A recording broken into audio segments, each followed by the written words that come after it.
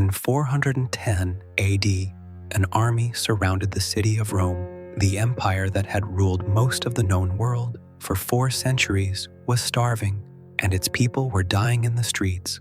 When Roman officials finally negotiated for their lives, the invading king did not just demand gold. He did not just demand silver. He demanded 3,000 pounds of pepper, not weapons, not land, a spice.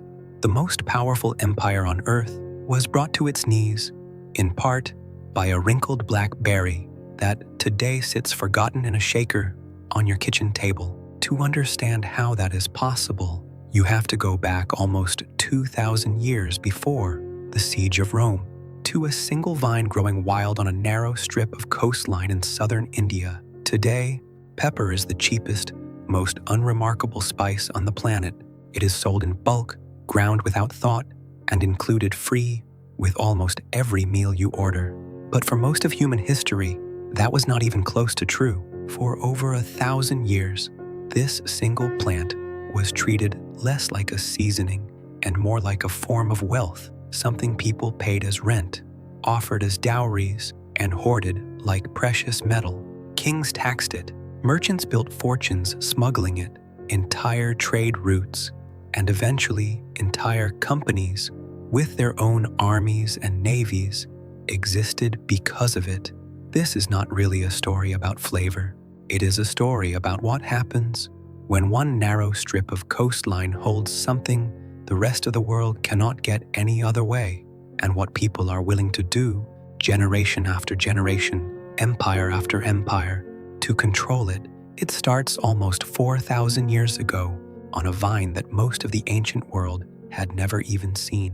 Somewhere along the Malabar coast of southern India, in the humid lowlands of what is now the state of Kerala, a wild vine climbed the trunks of tropical trees, largely unnoticed by the rest of the world. This was Piper nigrum, not a tree, not a shrub, but a flowering vine that could grow more than 30 feet into the canopy if left alone, its small white flowers giving way to clusters of tiny green berries. People in this region had been harvesting those berries since at least 2000 BC. The process was simple. Pick the berries while still unripe, let them dry in the sun for a few days, and watch them shrivel and darken into the small, wrinkled, black spheres that would eventually travel further than almost anyone who first grew them. Here is the detail most people never learn. Black pepper, white pepper, and green pepper are not 3 different plants. They are the same berry, picked and processed differently. Pick it young and dry it whole, and the skin darkens into black pepper. Soak it and remove the outer layer, and you get white. Pick it early and preserve it before drying fully, and you get green. 1 vine, 1 berry. 3 products, each eventually valued differently across different markets on opposite sides of the world. For a long time, that was the entire story. A regional crop grown and traded within India, unknown beyond the subcontinent's borders.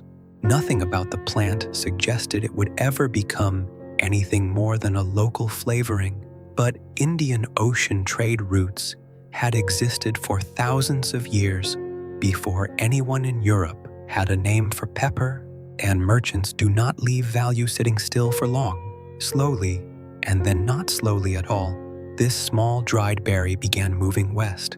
It crossed the Arabian Sea.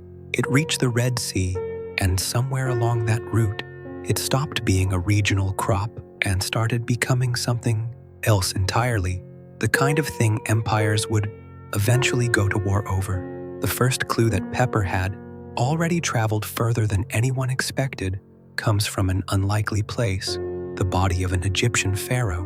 When Ramesses II died around 1213 BC, his embalmers prepared him for the afterlife using a process that took weeks and required, among other things, packing the body to preserve its shape. Modern researchers examining his mummy found something strange tucked inside his nostrils: peppercorns, small, dried, unmistakably foreign to Egypt and grown nowhere closer than the coast of India, thousands of miles away by sea and overland trade routes that barely existed in any organized form at the time. Nobody knows exactly why the embalmers chose pepper for this purpose. What matters is that they had it at all. By the 13th century BC, a spice grown on a single strip of Indian coastline had already made its way into the burial rites of one of the most powerful rulers in the ancient world. That is not the story of a common household ingredient. That is the story of something rare enough and valued enough to be worth including in a ritual meant to last for eternity. From Egypt, pepper's reputation only grew. By the 1st century BC, it had reached Greece and Rome, carried along Arab and Indian Ocean trade networks by merchants who controlled every link in the chain and charged accordingly at each one. Roman writers described it with a mixture of fascination and suspicion, a foreign luxury from a part of the world most of them would never see. And unlike gold or silver, pepper could not simply be mined or minted. Every peppercorn that reached a Roman kitchen had already passed through the hands of merchants in India, sailors on the Arabian Sea, and traders in Alexandria, each one adding their own markup along the way. Rome, it turned out, had an appetite for pepper that would soon become very difficult to satisfy. By the early 5th century, Rome was no longer the city it had once been. The empire was fracturing, its armies stretched thin, its treasury drained by decades of war and mismanagement. In 408 AD, a Visigothic king named Alaric marched his army to the gates of Rome itself, and he did not come to negotiate from a position of weakness. He came to collect. Alaric had spent years fighting for recognition from Rome, seeking land, titles, and payment for his soldiers' service in the Roman military. He had been refused, delayed, and dismissed. Now, he had an army camped outside the walls of the capital of the known world, and the city inside those walls was starving. Rome's food supply ran largely through its ports, and Alaric controlled the routes those ports depended on. Within the city, hunger turned to desperation, and desperation turned into a delegation sent out to negotiate terms. What Alaric demanded next survives in the historical record, and it is worth sitting with. He wanted gold, he wanted silver, he wanted silk robes and hides dyed in expensive purple, the traditional marks of Roman wealth and status, and he wanted 3,000 pounds of pepper. Think about what that means. This was not a decorative flourish. Added to a list of precious metals, pepper was placed in the same category as gold and silver, valuable enough that a king holding the most powerful city on earth hostage considered it worth demanding by the ton. Rome, humiliated and starving, paid it. In 410, after a second siege, Alaric's forces broke through and sacked the city outright, an event so shocking to the ancient world that it was treated as proof the age of Roman invincibility had finally ended.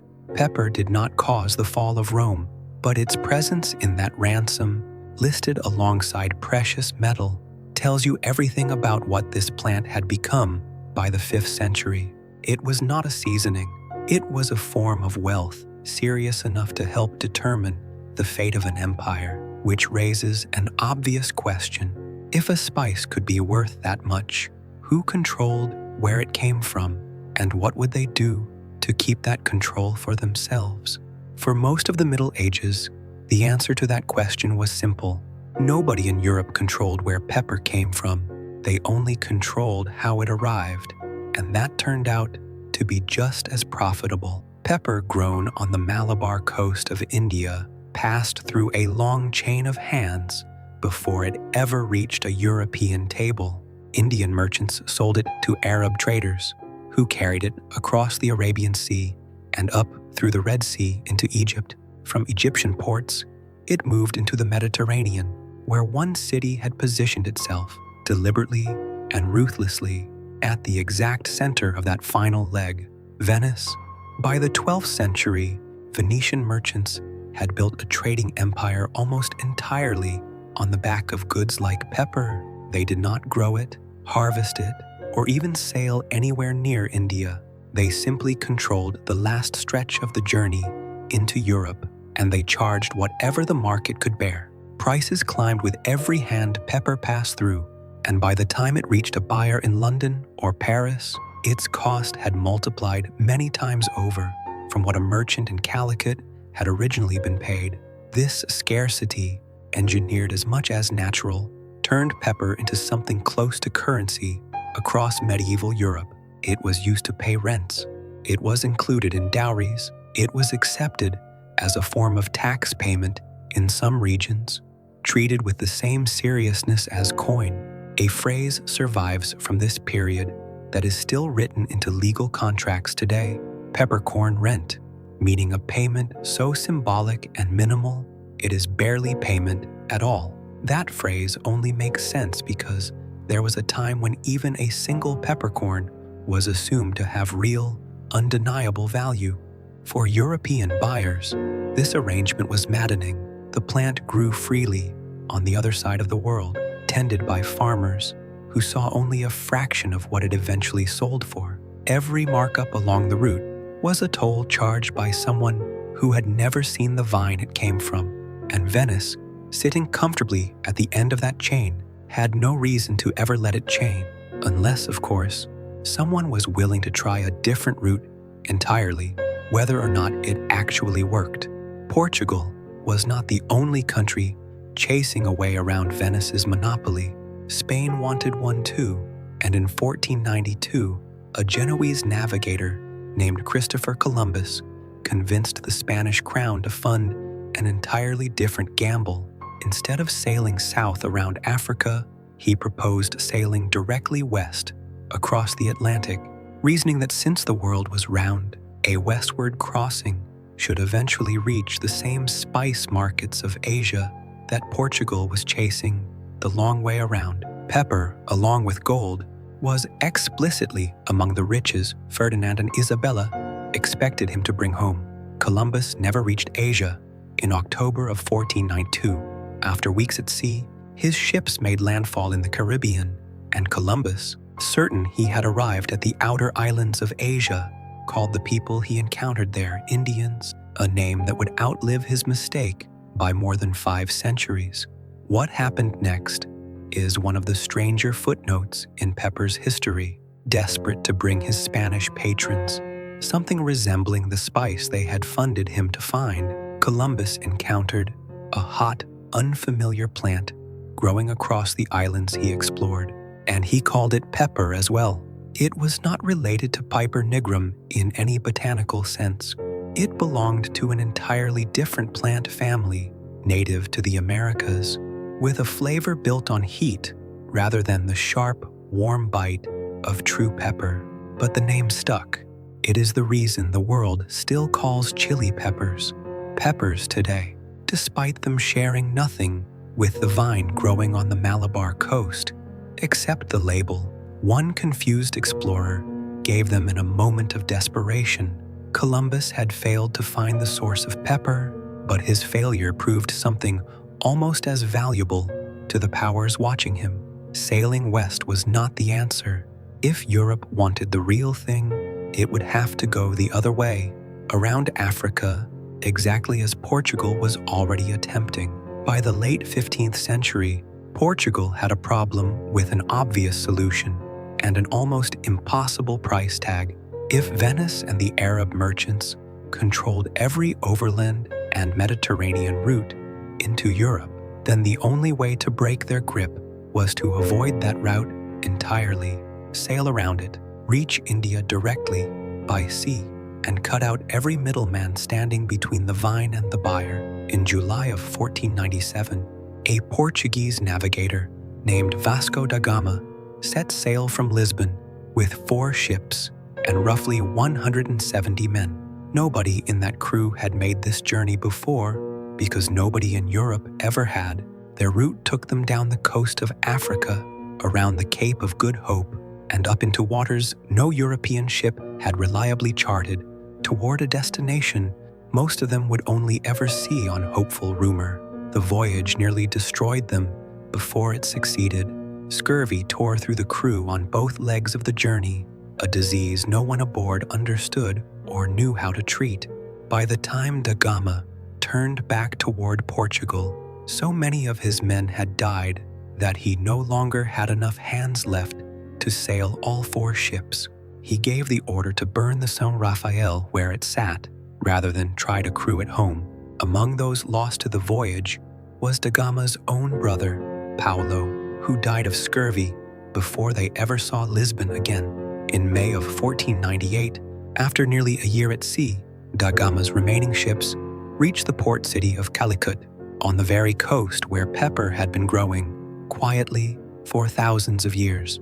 He had done it. He had reached the source without a single Venetian merchant or Arab trader taking a share along the way. When he finally returned to Portugal in September of 1499, the fleet that had left with 170 men came home with only 54. But the hold of his ship was loaded with pepper, and the profits from that single cargo reportedly repaid the entire cost of the expedition many times over, deaths included. Portugal now had something no other European power possessed: a direct sea route to the source of the world's most valuable spice. The monopoly Venice had guarded for centuries was no longer unbreakable. It had simply been sailed around at a cost paid almost entirely in human lives. And once one country proved it could be done, it would not be long before others decided they wanted a route of their own, whatever that cost turned out to be. Portugal's direct route to India did not end the fight over pepper. It only changed who was fighting for it and how far they were willing to go to win. Trading meant sharing profits with local rulers and competing with other buyers. Controlling meant something else entirely. In 1510, the Portuguese commander Afonso de Albuquerque set his sights on the port city of Goa, on India's western coast, not as a trading post, but as a permanent fortress, a base built specifically to secure Portugal's grip on the pepper trade flowing out of the Malabar coast, with no Arab or Venetian intermediary left to share the profit. Albuquerque's forces captured the city in March. They were driven out 2 months later. In November, he returned with reinforcements and took it a second time for good. Accounts from the period record that the city's Muslim defenders were put to the sword. Goa became the capital of Portuguese India, and it would remain in Portuguese hands for over 400 years. Albuquerque was not finished. The following spring, in April of 1511, he sailed from Goa toward Malacca, a distant port on the Malay Peninsula that controlled the narrow strait linking the Indian Ocean to the Spice Islands further east. It was, in effect, the last major choke point still outside Portuguese reach. He arrived with roughly 1,200 men and fewer than 20 ships against a heavily defended city. The fighting lasted through July.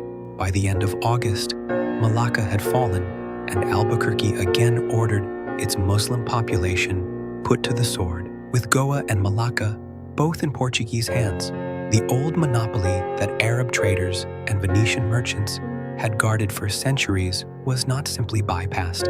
It was broken outright at the point of a sword in 2 cities an ocean apart. This is the part of Pepper's story that the ransom of Rome, the merchant markups of Venice, and the daring of da Gama's voyage do not prepare you for. Every pound of pepper that reached a European table in the centuries that followed carried a cost that was rarely paid by the people profiting from it. The farmers of the Malabar coast, who had grown this plant for thousands of years before anyone in Europe knew it existed, increasingly found themselves working within a system enforced not by negotiation, but by the fortress and the cannon. Portugal would not hold this advantage alone for long. Within a century, the Dutch East India Company had built something even larger, a private corporation with the legal authority to raise armies, build fortresses, and wage war in pursuit of spice profits. The same era The same corporate logic would go on to produce some of the most brutal, monopolistic violence in colonial history elsewhere in the region over other spices entirely. Pepper's fortresses were built at Goa and Malacca, but they were the first proof of a pattern that would repeat with escalating cruelty across the whole spice trade for the next 200 years. The companies that emerged from this era, the Dutch and English East India Companies, chief among them, would go on to become two of the most powerful commercial organizations in human history. Pepper was not the only reason they existed, but it was one of the earliest and clearest reasons that profit and force became so difficult to separate in the age of global trade. None of that lasted forever. As European colonial control over spice-growing regions expanded through the 18th and 19th centuries, pepper cultivation spread far beyond the Malabar coast. Farmers in Southeast Asia began growing it at scale. Colonial administrations, no longer content to simply extract pepper from one region, planted it wherever climate allowed, and competition did what competition always eventually does. Supply grew, control loosened, prices fell. Today, the country producing the largest share of the world's pepper is not India at all. It is Vietnam, a nation that was barely part of this story for most of its 4,000-year history, now supplying a significant portion of the pepper that fills shakers, grinders, and spice racks across the planet. Pepper is, by volume, the most traded spice in the world. It is also, by price, one of the cheapest. Think about the distance between those two facts. The same plant once demanded as ransom for the most powerful city on earth, once smuggled and monopolized and fought over by empires and armed corporations, now sells for a few dollars a jar in almost every grocery store on the planet. Nobody negotiates for it. Nobody sails around a continent to reach it. It sits, mostly ignored, next to the salt. What changed was never the plant. Piper nigrum grows today exactly as it did 4,000 years ago. The same vine, the same berry, the same 3 colors depending on how it is picked and dried. What changed was scarcity. For most of human history, pepper was valuable because so few people controlled access to it and so many people wanted it. Once that access opened, once enough farmers in enough countries could grow it and enough ships could carry it, the value that once ransomed an empire simply evaporated. Somewhere in your kitchen, there is likely a small container of black, wrinkled berries that cost you almost nothing and that you rarely think about. It is the same plant that once sat in a Roman ransom demand alongside gold and silver. The only thing that separates its worth then from its worth now is who controls how easy it is to get. This story surprised you? Subscribe for more hidden histories behind the things sitting quietly in your kitchen. There is always more beneath the surface than the label lets on.